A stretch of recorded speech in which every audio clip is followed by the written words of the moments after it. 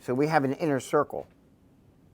And, that circle has different layers, like almost like a tree with, like rings on it, like we all have an inner circle.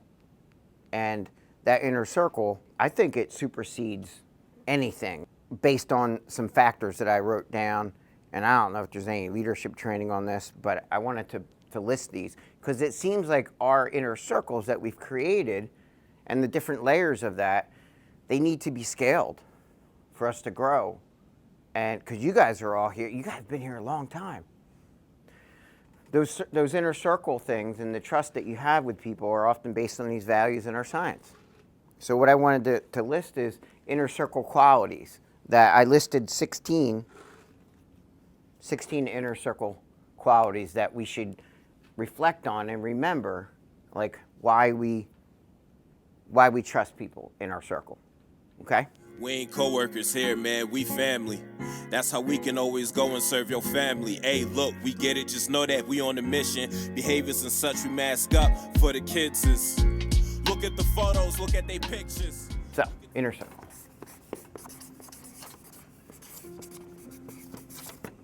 Okay, number one, we keep things confidential that are super secret. So, you know what I mean? Like we keep things confidential that are people's vulnerabilities. And we're really damn good at it.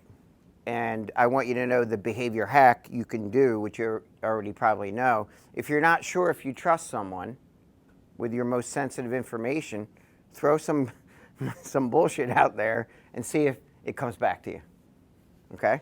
Make sure it's not something that really does make you vulnerable, okay? Number one, confidentiality. We have that in our circle.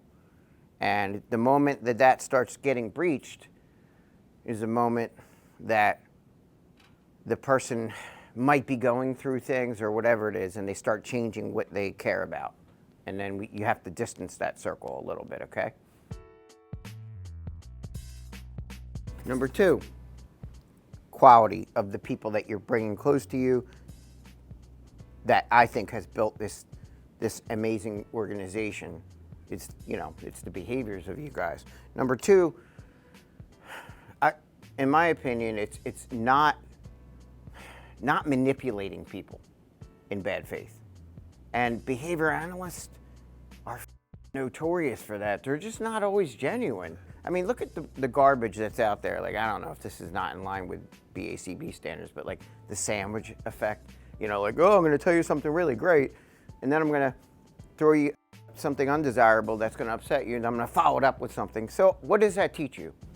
Well, the sandwich effect tries to build rapport while you're delivering bad, or not feedback that the person's going to perceive to be as negative. So like, it's rushing through a process that takes time to develop, like the rope of trust you've delivered. You don't need to go through all that bullshit if the person trusts you.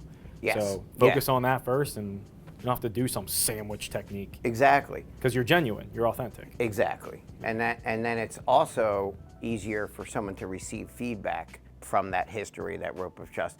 Does anyone know the behavior analytic problem with behavioral science? To tell them something that is positive reinforcement and then something that's undesirable that upsets them.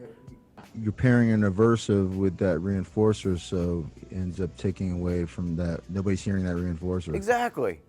So we end up saying something like positive, and then the person who does that and then throws in a criticism, all that does is teach them that it's it's an SP, or like a conditioned punisher. Who wants to know when the other shoe is going to drop? It's like you're told something, you're like, okay, lay it on me, what's the real problem? And then it's just disingenuous, I think. So that's just my personal opinion on that. I think scientifically it would be validated. Number three, the people I've noticed, and I try to get better at this, that they're in inner circle, the values are quick accessibility. So when I see one of you guys call, I try to pick that phone up right away, and your inner circle of those that you're creating, you're gonna have an inner circle that's slightly different than mine, but that's good because you're scaling. You're growing an organization. So quick accessibility is important. And then for you guys, I always ask that you just text me a couple times so I don't miss it. So rapid response is important because remember, it makes people safe. And they're calling you for a reason, whether it's a family member or a friend or a colleague. I know sometimes we say to ourselves like, I'm just not really good at that, so I'll play to my strength. But you have to know the vulnerabilities and be able to shift rapidly. So one of them is, in your inner circle, you need people that are attentive to details, very attentive, okay, to what's important. And most of you guys are, but each of us have different strengths. Like I've noticed sometimes the people that are really good socially are not as good with documenting details, but it's so important, attending to details. And you'll see, because whenever we get sued again, which I can't wait, you'll see how the details like matter in documentation, okay? Now, details. In your inner circle, in your team, which you all seem to bring this right now, you need insight on areas. We can't all think exactly the same way. We need insight. That's why our team's so diverse. Insight into other areas that you're not an expert on is important. Number 6, this is an important one. You don't want to look defensive, but in inner circle, a quality of a great inner circle team is that you find out accidentally that if someone's talking smack about your behavior, you find out accidentally that the person in your inner circle defends you. You know what I mean? And that can be done kindly. It's important because sometimes behaviors occur and performance is in a certain way, and it might look like it's not in line with values and science, but it is. So it's important that the person defends you. Number 7, quality for your inner circle would be, I think that your inner circle can disagree like crazy and we can fight amongst us and kind of like, as long as we're doing it in a way that's not mean, we can all disagree on things like a little family. And then in the long run though, it's okay that we do because we're keeping it all confidential. But in the long run, if somebody outside the circle starts criticizing you about something that's not value-based or that's not your integrity or that's not ethical, you let them have it, okay? That's important. Disagreeing is great. The next one is, in my opinion, an excellent inner circle requires people that lack creating a lot of drama. And you know what I mean by drama. It's just not, certain things are not necessary. The drama that can be created. I noticed that we have less drama because we trust each other. So that's important. The drama, as in just constant emotional responding to things, or occurs sometimes at the expense of harmony among the team. Nothing's more important than the harmony across the team and the way we work together to help people, to create jobs and help a lot of learners, which will lead me into another one.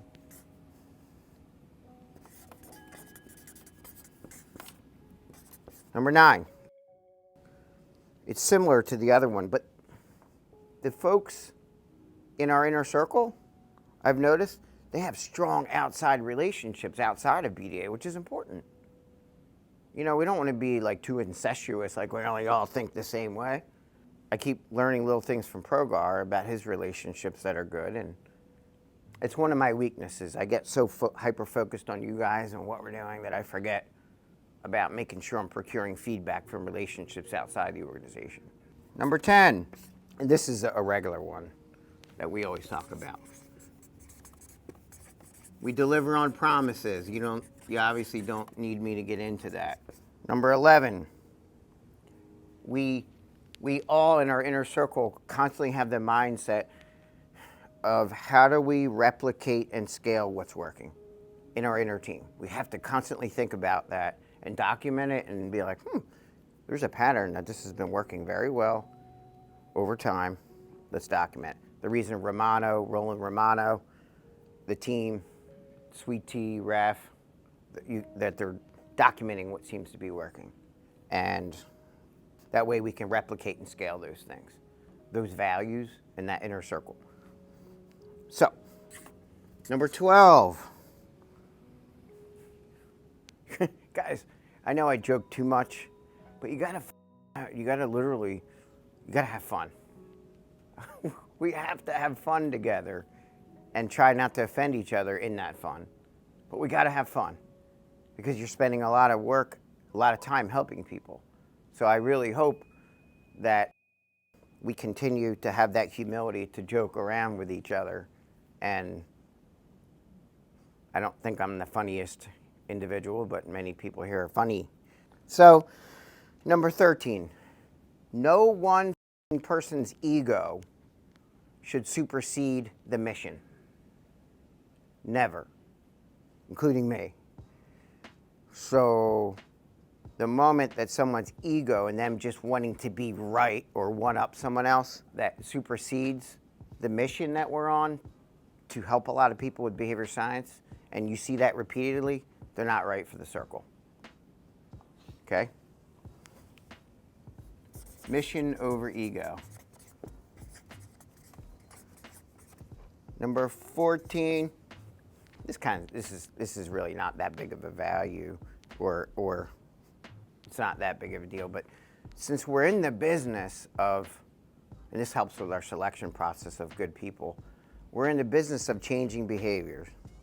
And we have to sometimes be like a chameleon with the same values and the science, but depending on the situation we're in, we have to pair. Obviously pair with the people that are the change agents. Therefore, like when we're in a school district, don't dress like me, we gotta be presentable. Being presentable is important to change behavior.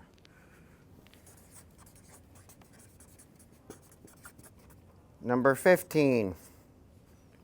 Inner circle has to be focused on, this is where you guys have really crushed it, not continually using negative reinforcement, but using positive reinforcement to bring out engagement and discretionary effort, because we've all had those jobs. And I know, listen, like I know this meeting is a lot of negative reinforcement with me running my mouth, and it's a pain in the ass, but it's stuff that has to get done.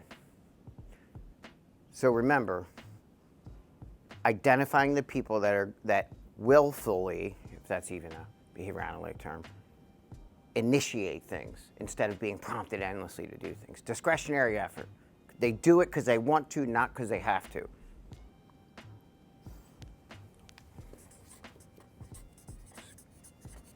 Discretionary effort. And number 16 is that